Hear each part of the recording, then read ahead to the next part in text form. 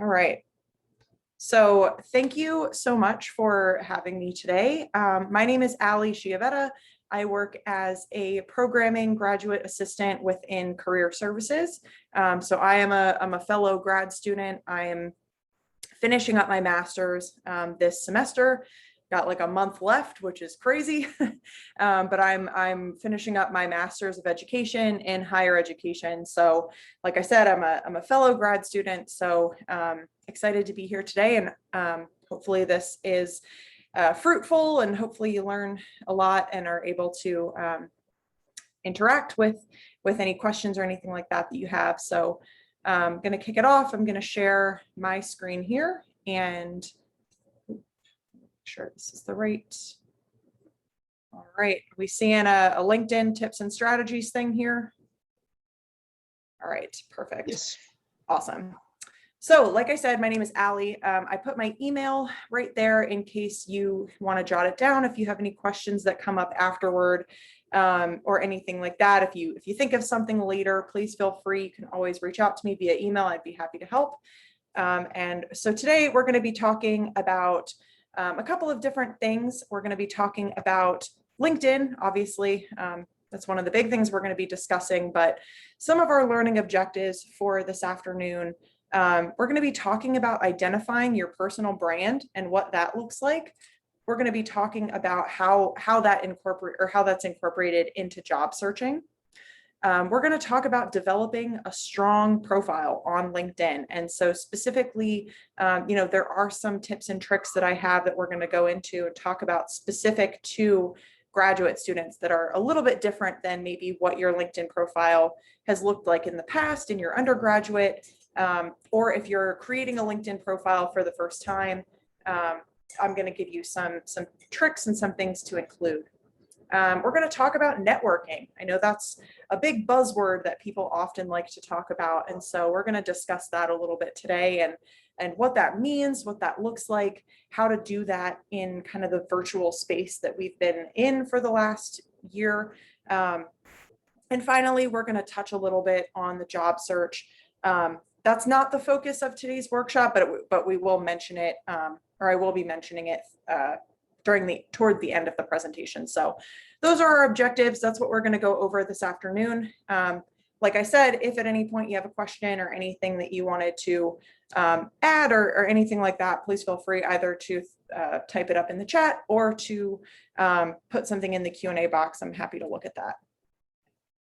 So to start it off, we're going to talk a little bit about branding. And when I talk about your personal brand, I know that that's a little bit confusing. And for some people, that doesn't really make a whole lot of sense.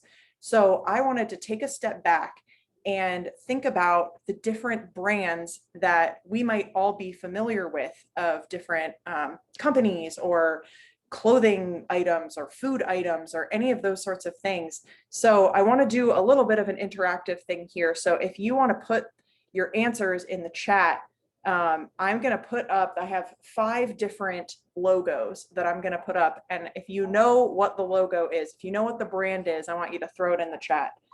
So starting out with number 1, this one's an easy one, but I wanted to kick it off with something easy.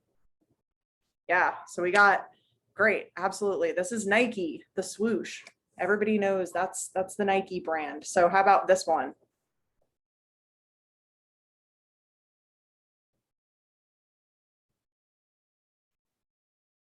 Yeah, awesome. Gatorade, you got the G, you got the lightning bolt, pretty recognizable. All right, this next one.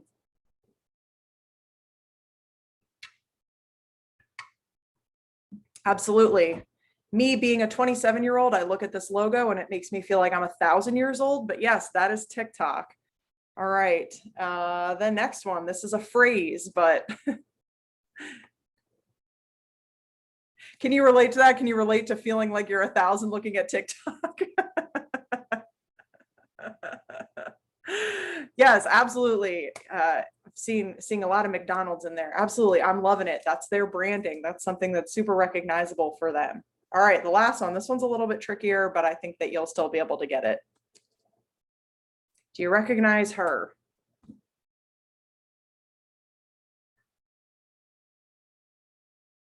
Yeah, awesome.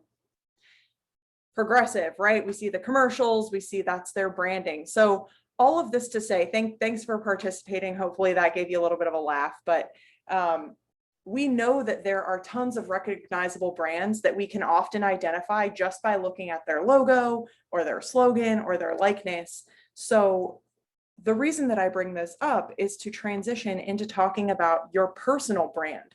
So when we think about personal branding, we have to think about some of the same elements that we just looked at when we're thinking about different organizations or companies and the way that they brand themselves. So think about, what do you stand for? What's important to you? What do you value? What kinds of skills and qualities do you have? All of these things are going to come together to form what's called your personal brand. So an easy way to think about this is if someone in your life, one of your friends or your family members or something like that, someone in your life does something and you think, wow, yeah, that's on brand for them. If you have a friend that is consistently late, and I'm speaking from personal experience here, that's me. I'm always the friend that's consistently late. But if you have a friend that's consistently late, you set an appointment for 4 o'clock and they show up at 4:05.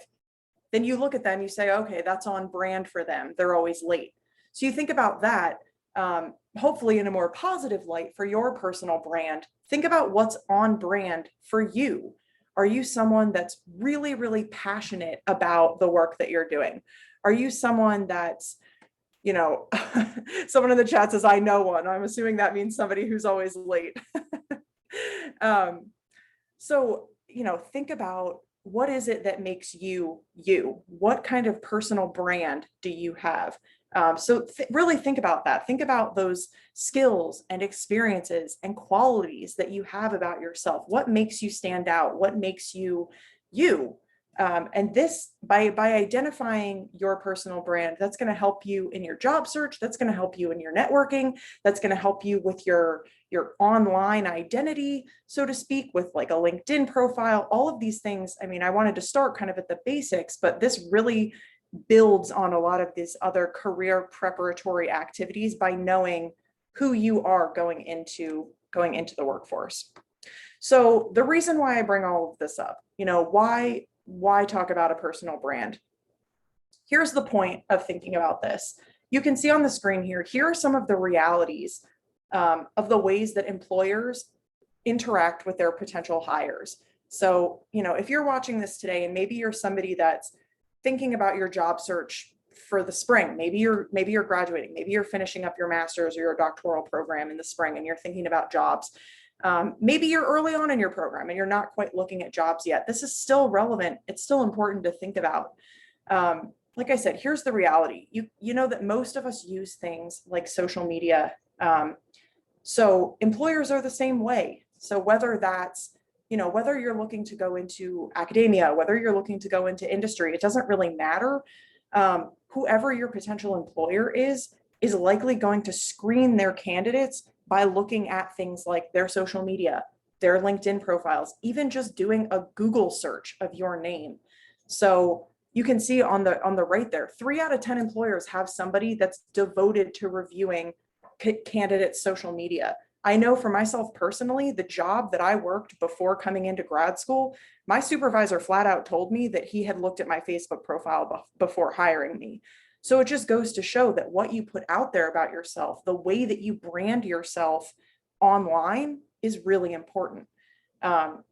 This is where that personal brand comes into play. So really thinking about, what we just talked about is what's on brand for you also on brand for the company or the institution that you've applied to work at.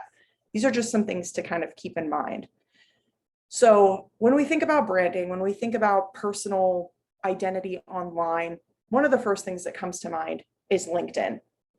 So LinkedIn is kind of the reigning platform, so to speak, about that online branding yourself. There are millions and millions and millions of people that are on LinkedIn. You can see there are, over 24 languages represented on LinkedIn.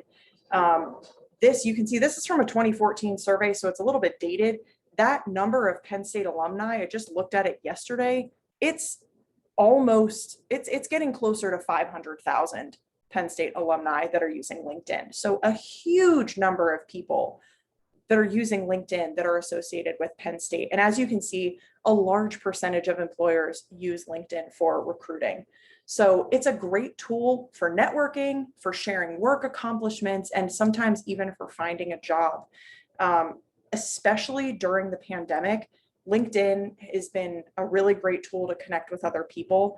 If you think about networking in general, oftentimes we hear about networking dinners or networking cocktail parties or, these different events that are happening. But, the past year with everything being virtual, all of that has moved to an online space, whereas LinkedIn is just always online. So a lot of those in-person networking opportunities have been kind of shifted and moved to an online space. So that makes LinkedIn even more important. So we're going to go deeper into networking shortly here. But I wanted to just give sort of a very broad overview of why LinkedIn is important. So we're going to go in depth a little bit more, but I just want to talk about sort of a bird's eye view of a LinkedIn profile. The first 6 seconds of things that you look at on LinkedIn. Number one of the very first things that somebody's going to notice about you on your profile is your photo. If you don't have a photo, I would highly recommend in some capacity getting a photo on there. So this doesn't have to be something that was taken by a professional photographer. You don't have to hire somebody. You don't have to pay someone. More often than not, this can just be you can take it yourself. You can have a friend take it for you. My advice is just put on some professional clothing. Make sure you have a nice neutral background. I've seen people take it outside in front of like a brick wall, or if you have like a white wall in your apartment or something that's plain and not distracting. You can see here in Tamara's LinkedIn profile, the first thing that you notice about her is her smile and her professional clothing. You're not distracted by the things that are in the background. Number two is a creative and a memorable headline. So you can see, she has her job title, her recruitment marketing, talent attraction, that's what she's doing at her job. But you can also see the second part of that is a little bit more creative. It's a little bit more, there's more personality in there, connecting great talent with she's somebody that works at Vanguard, connecting great talent with Vanguard, hashtag love my job. So that's a little bit of personality that's thrown in there. This is something, you can kind of play with depending on how you want, again, it goes back to branding, how you want to sort of brand yourself professionally on LinkedIn. Make sure that you have contact information. Make sure that you're including an email address that you check frequently. Don't throw an old email on there that you use to get like a million free trials and that you never check. So make sure that this is an email address that you check regularly in case there are people that reach out to you via your LinkedIn profile. And then finally, this just gives you the opportunity to personalize your URL, which just makes it a little bit nicer and cleaner looking if that's something that you want to include on a resume. So there's a question here. What happens if we have our profile set to private or not public? No one will be able to search us. I believe if that's the case, if you have your profile set to private or not public, I think you should still be able to have a certain type of link that you can share with people individually.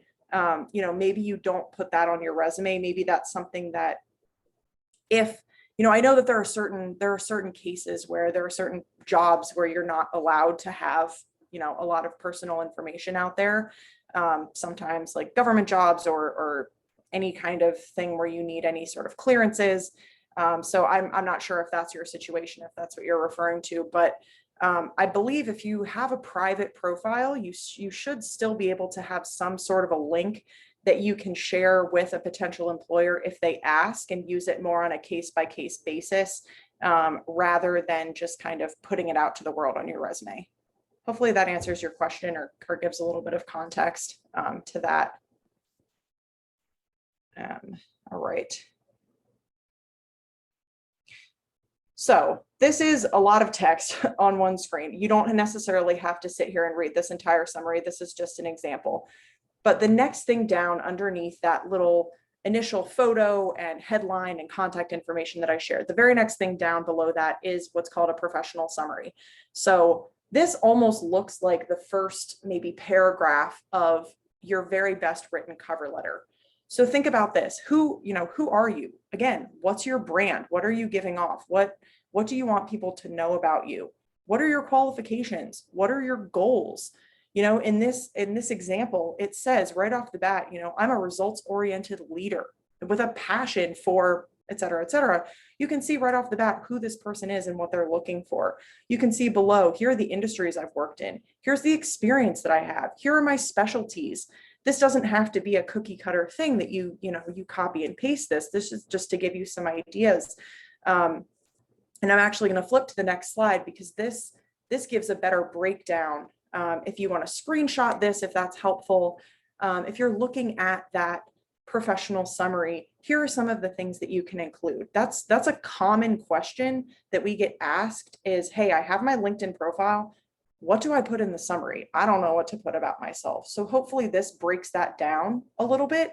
You can talk about what you're currently doing, give a very brief synopsis, emphasis on brief, because you don't want to just reiterate everything that's going to be on your resume or everything that's coming up. Will I email you the presentation? Yes, I definitely can. The recording, I can certainly share the link with you, so you'll have all of this as well. Absolutely. So you give a brief synopsis. Like I said, you don't want to reiterate everything that's going to be, in your experiences lower down on your profile. But I really love that third one. Describe your passion for your work. What got you into the field that you're in today? If you're whatever it is that you're studying, wherever you are in your program, all of you have different reasons for what got you into the program that you're in today. And all of you have different goals, I'm sure, that you're pursuing for the future. So let people know that. Describe your passion and describe your goals. I think those are the two biggest things that really make a difference when you're talking about what goes into your summary. And then finally, you can add additional contact information if you want. I know that that's something that is already likely on your profile from the previous section. So again, there's so much on this slide. I'm going to put the link to this in the chat. This comes directly from, let's see if I can do this. This comes directly from the LinkedIn website. There's a LinkedIn students website. So that is where this PDF comes from. I'm going to break down each section in the next couple of slides, but I kept this in here just so that you can see, again, like sort of a bird's eye view of all of the different things that go into a LinkedIn profile. Something that I want to really stress is that think of your LinkedIn as a living resume. So, you have your paper resume or your paper CV that you update according to new jobs or new research opportunities or new publications or whatever it is that you're working on. LinkedIn is a great way to think of that, like I said, as like a living resume or a living CV. These are things that you can update instantaneously. These are things that you don't have to necessarily go out and individually share with people every time you make a change to your resume or a change to your CV. And when it comes to the difference between, I know that we really want to talk about how to set up like a graduate student LinkedIn profile. So there aren't a ton of differences between what I would say for an undergraduate student profile and a graduate student profile, but there are a couple things that we're going to go into. A lot of it will come down to the types of experiences that you're listing. So to start out, I borrowed some content from one of my good friends' LinkedIn profiles. He is currently a doctoral student. He's not at Penn State, he's at a different institution, but he had a great example of a LinkedIn profile. So I borrowed some of the things from his just so we could take a look at them together. So first and foremost, one of the things that's the most important about your LinkedIn profile is what you list as your experience. This can be anything that you've done that's relevant to what you're pursuing. So it can be a job, it can be a research assistantship, it can be a graduate assistantship, it can be your TA, it can be an internship, it can really be anything. All of that can be included under experience. And if you notice, this is very similar to the way that you would list something like this on your resume. So on his profile, he's listed, here are 2 internships that he did. Here's his work as a graduate assistant. You can see the basics, you have the institution or you have the organization that he was working for. You have what his position was. You have how long he worked there, the location of it, and then describe what you did. Use those strong action verbs, just like you would on a resume or on a CV, to describe what were your tasks in that role. When you think about that, no one knows your experience better than you do. So feel free to get specific. Feel free to really go into detail as far as what types of experience that you've had. We've got a question, what about jobs that we did but aren't related to our current or future goals? I think you can still include them, because when you think about a LinkedIn profile, one of the big differences between a LinkedIn profile versus your resume or your CV is that on LinkedIn, you're not limited to page limit. So whereas with a resume, you normally try to keep it to 1 page. CVs can be a little bit longer, I know, with different publications and everything that you're including. But LinkedIn, you're pretty much limitless as far as how many experiences you want to list. So I would say that even if you have experiences, job experiences or internships or whatever it might be, that's not necessarily related to your field of study, I think you can certainly still include them, because that shows that you're well-rounded. It shows that you're working on different things. Hopefully that's helpful. But I would say, yeah, definitely include them. For my own personal profile, currently I'm in higher education and I'm pursuing, that realm. But I previously came from a marketing and communications background, and I have some nonprofit experience. So even though those things aren't necessarily what I'm pursuing anymore, I still have those listed on there because those are still positions that I held where I learned different skills that can transfer into the current goals and career interests that you might have now. So the next section down is your education section. So obviously this is going to be a little bit different from an undergraduate. You're going to include, you can include your undergraduate degree, you can include your master's, and then you can include doctoral, whatever applies for you specifically. Make sure that you're listing your specific program, and then you can choose, if you want to list your GPA, that's up to you. You can see here on his, it looks like he didn't list his GPA on his undergraduate, but he did list that he graduated cum laude. And then, did decide to list his GPA for his master's. So that's a personal choice. It's really up to you, depending on, whether or not you feel like including it. So that's pretty straightforward. Just include your education. The next section down is called licenses and certifications. So this is going to vary depending on what your program looks like. There's no one right thing to include in here. For the example that I'm showing to you on the screen, my friend he's getting his doctorate in prevention science. And so he's done a lot with, that type of realm. So he also works a lot in the mental health sphere. So, some of his certifications have to do with that. For you, your licenses and certifications, maybe you don't have any, and that's fine. Maybe you have a bunch. It's going to vary depending on what type of program you're in. But just be sure, if you do complete any certifications, if you do complete any licenses, even you can see there at the bottom, this is one that expired. I think that it's still valuable to include that on there, especially if it's something that is relevant to a position that you might be looking into. If it expired like 10 years ago, that's probably not as relevant. But if it's something that you're looking to maybe get certified in that again in the near future, you can go ahead and list that on your profile.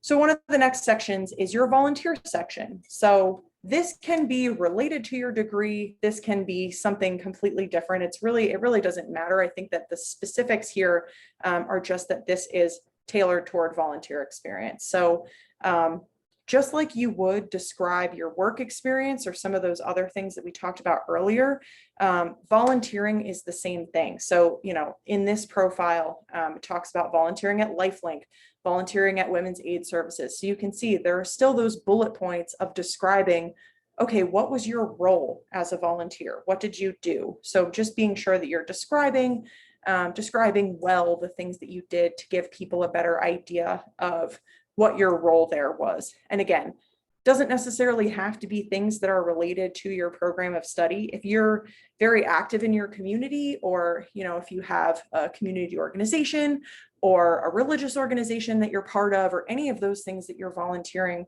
with, be sure to list that, because again, that shows that you're well-rounded. It gives just a better picture into your professional life. So the skills and endorsements section is interesting. Again, this is going to look different for everybody. Think about some of your technical skills, the things that you're proficient in, softwares that you might be proficient in, programs that you might consistently use. And again, that's going to look different depending on what your field of study is. Maybe you're more in a technical field of study where you're using coding languages, or you're using certain softwares or programs in your labs.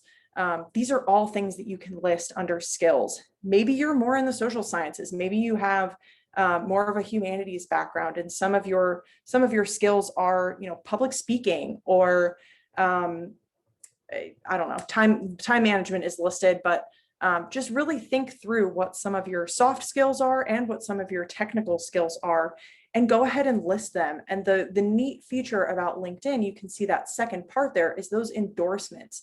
So when you go ahead and list different skills on your LinkedIn profile, the people that you're connected to can go ahead and endorse you for different skills.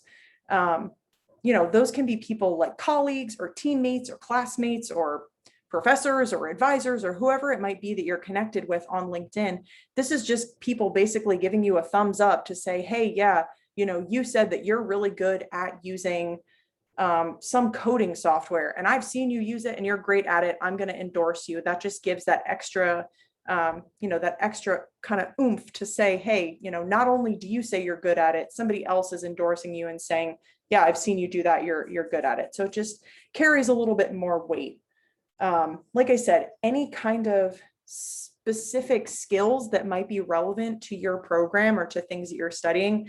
I'm thinking especially those of you, like I said, that might have labs or might have specific softwares or technologies or research or whatever it might be that you use in those different situations. Those are things that you can list.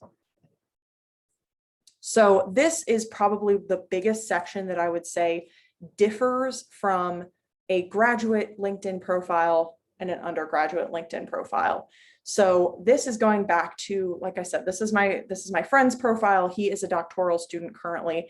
So you can see the way that he listed out the different accomplishments.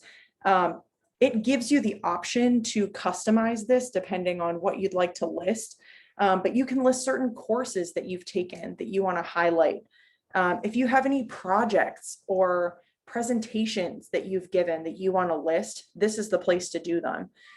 Any organizations or professional associations that you might be connected with or associated with in any way, this is a place to list that. Honors and awards, if you're the recipient of any kind of scholarships or awards or honors in any kind of way, this is a place that you can list those. And then finally, the big one, I assume that many of you, especially those of you that are in more of those research heavy programs, are going to have publications.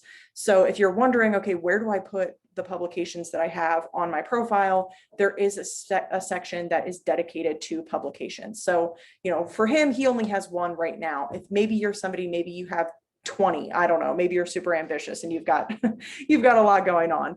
But this is the place where you can list those publications so that people looking at your profile know, okay, this is your work, this is where you're housing it.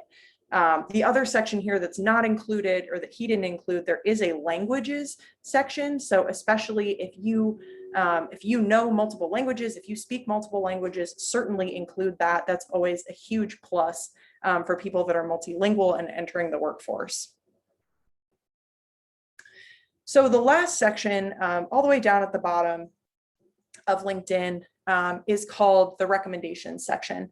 Actually, I lied, there is one more. So this is one I actually took from my own profile just because I felt weird taking somebody else's recommendation off of their profile. So You don't necessarily have to go into the detail of what the recommendation says, but this section is really special because it gives you the opportunity to receive recommendations or references from people in your life. So oftentimes, we hear for jobs that you should have references, that people that are able to speak to your abilities, people that you've worked with in the past, people that have been coaches or mentors or advisors or colleagues or supervisors or whatever it might be, these people that have seen you in action, they've seen the work that you're doing and can give you recommendations. That's something that you can show a future employer, hey, this proves that I'm a hard worker, or this proves, the quality of the work that I'm doing. You can see that somebody else is saying these things about me. You can also return the favor. If a colleague of yours or a teammate or a classmate or whoever it might be gives you a recommendation, you can always turn around and then give them a recommendation on LinkedIn too. So we talked about all the different kind of sections of LinkedIn. Hopefully you're still tracking with me. I know that that was kind of a lot, but here are some ways to utilize LinkedIn. So we're going to go into these a little bit individually, but once you've perfected your profile, probably the biggest thing that I would recommend doing is that one there on the top right is joining groups. So LinkedIn is full of different groups for different interests. So if you're somebody that's really interested in, green jobs or jobs that have to do with environmental protection, search that on LinkedIn, start joining professional groups that have to do with that. If you're somebody that's a material scientist and you're interested in joining other, groups of other material scientists, look for that. If you're somebody that's in a social science, say you're a sociology student or something like that, and you're looking to chat with other graduate sociology students, look up the different groups that exist in LinkedIn. There are tons of them. And that's a really great way. We talk about networking and we're going to go into it in a minute here, but that's one of the greatest ways to network, is because you're joining together with people that have a common interest. You can follow potential employers. That's huge as well. If there are specific organizations or companies or even institutions that you really want to work at in the future, or that you even, maybe want to work at or want to learn a little bit more about, follow them on LinkedIn. You'll get to see their updates to whatever they've got working on or whatever they're working on. And oftentimes they will post positions or vacancies on those pages. So if you're connected to them on LinkedIn, that's a great way to, stay up to date on the things that are being posted. And then finally, you see network. We're going to go into that here right now. So my personal favorite feature of LinkedIn, it's one that I think a lot of people don't know about, but it's one of the most important things, in my opinion, on LinkedIn, is connecting with alumni. So you can see, if you go to LinkedIn, you search for Penn State University on LinkedIn, you'll get taken to the Penn State page. On the tab up here at the top, you can see there's an alumni feature. Again, this is updated all the time, but it's at almost 500,000 people. So there's, nearly 500,000 people that are alumni on LinkedIn from Penn State. This is like I said, this is a really cool way to use LinkedIn, because it gives you access to talking to a variety of people that you may never have passed on the street, you may never interact with in real life, but the common thread of Penn State is going to give you that access. So you see here, there's a search bar. You can search by keywords, especially if you're in a more specific field as a graduate student. You might be in a more tailored field than you were as an undergraduate. Since those fields are more specific, use specific keywords to type into the search bar to see, okay, like I said, material science, I'm just using that as an example. Say I'm I'm about to graduate with my master's in material science, and I want to see, what are other graduates of material science from Penn State doing? Go ahead and type material science into the search bar, see who comes up. You can then search, you can tailor, like you can see the circle here. Where do they live? Where do they work? What are people doing with the same degree that you're about to get? Another thing you can do, like I said, is you can follow different organizations or institutions or whatever it might be. You can follow their pages on LinkedIn, but you can also search. Say you're someone that you want to go into academia and you really want to work for another Big Ten school. Say you type Purdue University into the search bar. Go ahead and look to see. That's going to narrow it down to say, okay, what Penn State alumni are currently working at Purdue University? So it's just a really helpful feature of finding. That's a good way for you to find people to connect with, find people that you might be able to reach out to and network with. So like I said at the very beginning, we're just going to talk briefly about some job search strategies on LinkedIn. So there is an entire jobs category on LinkedIn. You can see up there at the top, that jobs button. So you can complete a career interest brief little survey to see what you're looking for. Again, you can join groups, you can connect with alumni, you can follow those those desired companies. But you can fill out all sorts of criteria. You can add job alerts, which is really helpful. You can see locations, types of jobs you're looking at, whether you're, looking remotely, and you can actually hit a switch to let recruiters know that you're open and that you're looking. And if I've gotten this question a couple of times. If you don't select, say you're working somewhere right now and doing school part-time. I don't know, maybe some of you are doing that. Or you're working somewhere and you want to be looking at other companies, but you don't necessarily want your current employer to know, unless you select open to recruiters, then no one will be able to see, what you're doing on LinkedIn. If you click, actively applying, or there's a switch, I think that's been updated that says open to recruiters or whatever it might be. I forget the specific language around it, but if someone clicks that switch, then it will say on your profile, open to recruiters. So unless you click that switch though, you're not gonna be getting a bunch of emails from recruiters or anything like that. So if you want, we talked about searching for specific companies and following them and what that looks like. So this is an example, Johnson & Johnson, they're a large employer. There are plenty of Penn State alumni that work for Johnson & Johnson in a variety of different positions. So you can see same thing, like we talked about before, when you go to an individual page, all you'd have to do is search Johnson & Johnson on LinkedIn. This will take you to their company page. And you can see you can follow them by clicking the follow button. One of the other things you can do there is use this jobs tab. Again, that's going to help you to see what positions might be available. But where I really want you to look as far as networking goes is at that people tab. So when you click people on that same page, it's going to look very similar to how the alumni tab on Penn State's page looked. So when you search people, you can then search in the search bar, maybe Penn State, and that will help you to see, okay, what Penn State alumni work at Johnson & Johnson. If you're somebody that says, hey, I really would love to get some kind of a research position at Johnson & Johnson, or, whatever it might be, that's just an example. Use the Penn State alumni network to your advantage.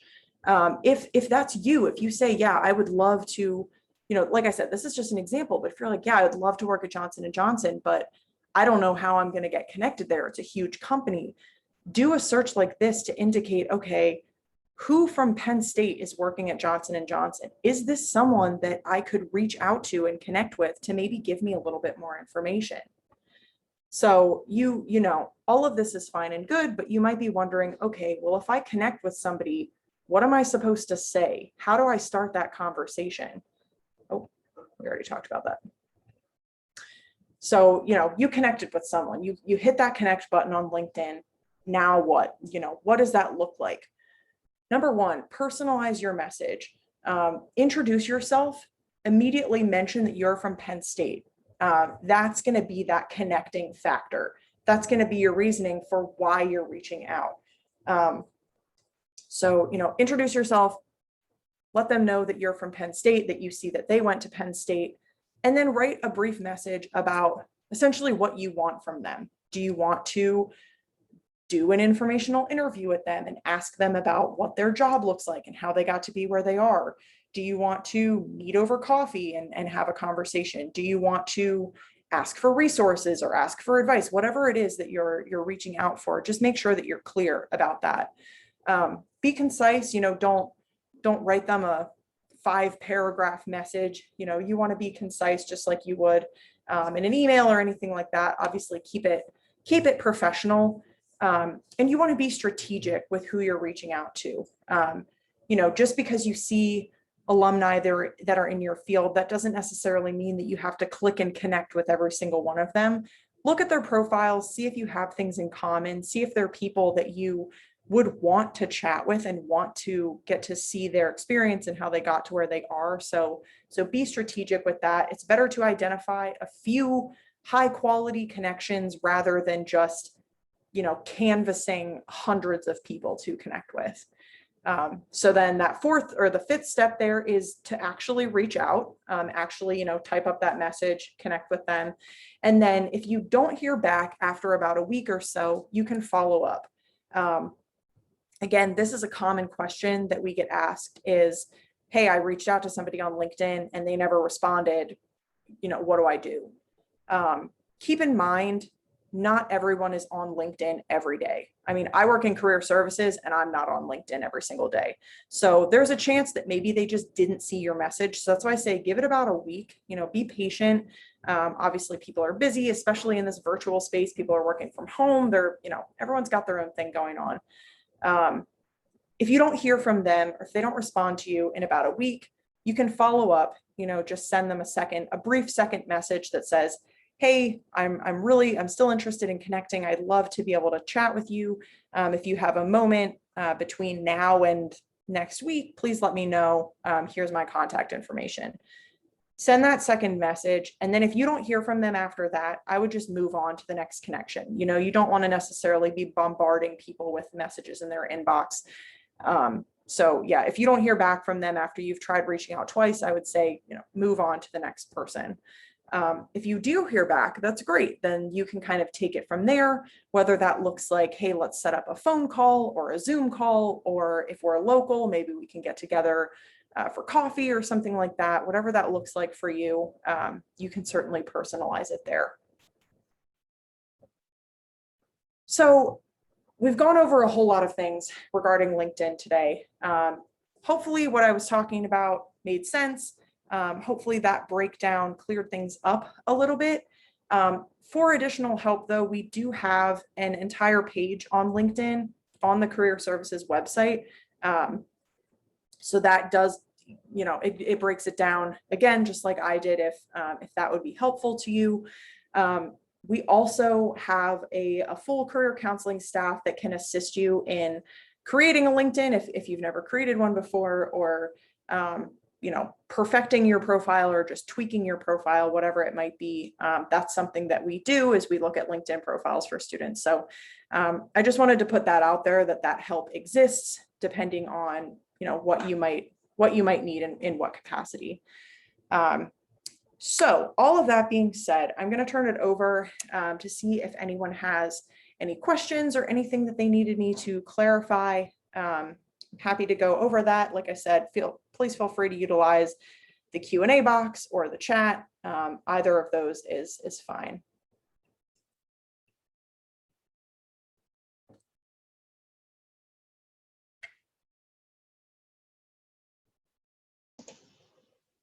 So if anyone wants to raise their hand, I can allow them to talk at this point. So please feel free to ask any questions.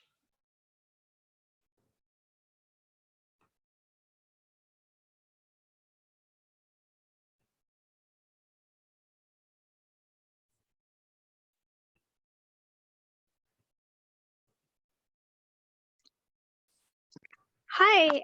Hi. This is a really great and useful talk. I had a quick question that's just semi-related. Okay.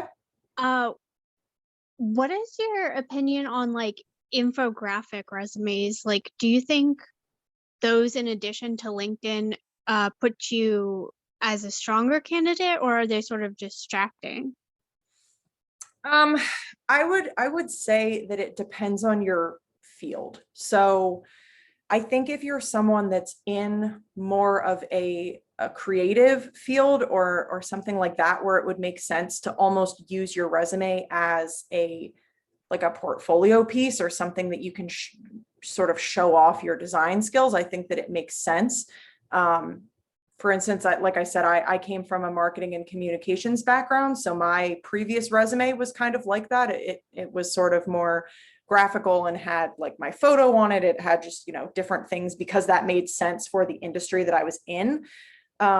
If you're in more of a technical or even like education sphere, I would say I would just lean more on a standard sort of just, I hate to use the word like not boring, just like a more classic resume or CV. And then, if you're someone though that has that even if you're not necessarily in a creative field, if you have that creative passion, you can always create like a personal website or a digital resume or a digital portfolio or something like that. I know that's for me personally. I have my LinkedIn, but I also have a personal portfolio, if you will, that I share on my resume as well. So does that answer your question? Yeah, it did. That was really helpful. Thank you. Yeah, absolutely.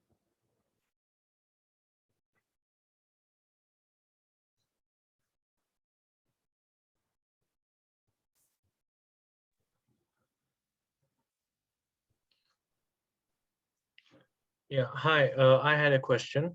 Okay. Okay, so I'm basically on an exchange fellowship program, and one of the requirements of the program is to do professional affiliation, or you can just call it an unpaid internship. But now we are here in the middle of COVID and everything is closed. So my question is, what would you recommend a fellow should do if they want to opt for an internship in a multilateral organization such as World Bank or IMF?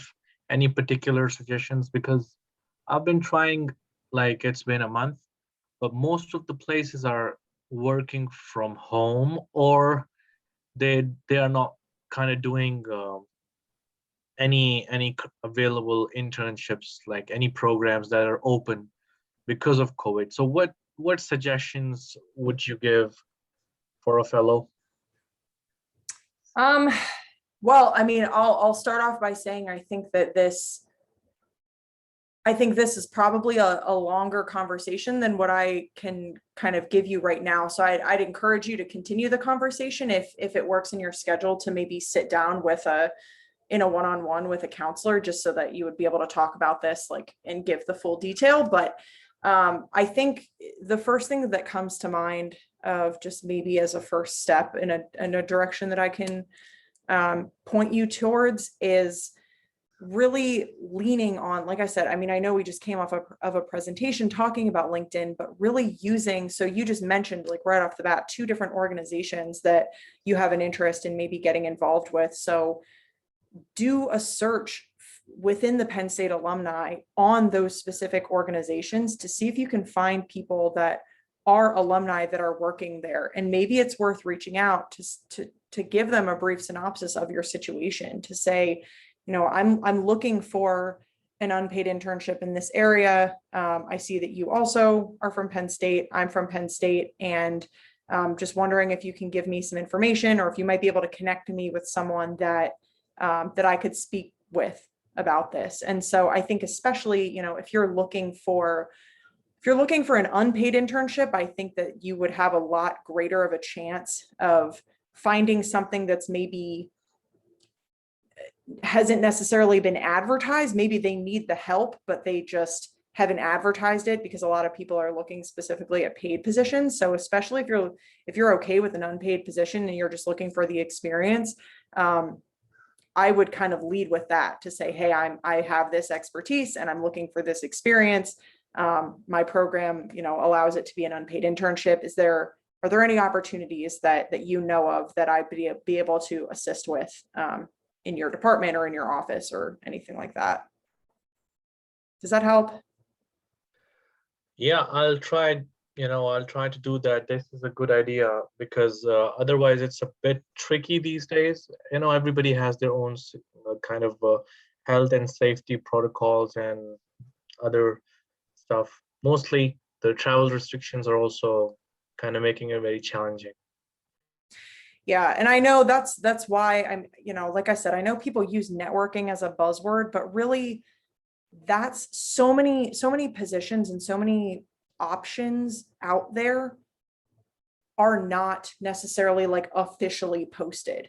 So that's why I say, like, I don't want you to take networking lightly, because you never know. Like, you could talk to someone who knows someone else who could connect you to this person who maybe has a lot of work that they need done in their office, and they just, maybe they're looking for someone, they haven't necessarily advertised it yet, but your name gets thrown in the ring. And then I think just starting those conversations is going to be really helpful.